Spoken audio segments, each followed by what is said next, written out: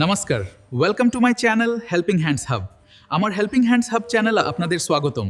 মেরা helping hand channel में স্বাগতम। আজকে পৃথিবীর উৎপত্তি সম্বন্ধে জেফরির contact Jeffries proposed that a passing star pulled material from the sun. This massive filament then condensed. It broke apart to form planets, including our young molten Earth. তো এখানে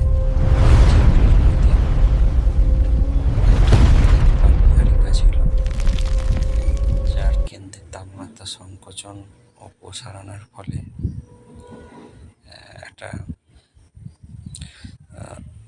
চাপের তারতম্য হয় এবং কেন্দ্রে সূর্য হয়।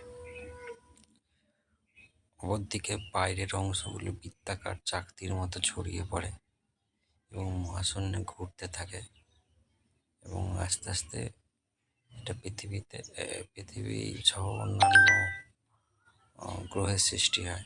এটা 1929 সালে প্রকাশিত হয়েছিল, যেটা জেফরি সংকোচন তত্ত্ব বা কন্ডাকশন থিওরি নামে পরিচিত।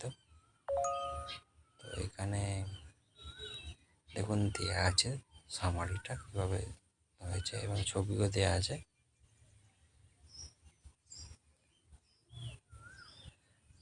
আশা করি আপনারা ভিডিওটা বুঝতে পেরেছেন। ভিডিওটি দেখার জন্য অসংখ্য ধন্যবাদ। ভালো লাগলে লাইক করে দেবেন। Jeffries proposed that a passing star pulled material from the sun. This massive filament then condensed.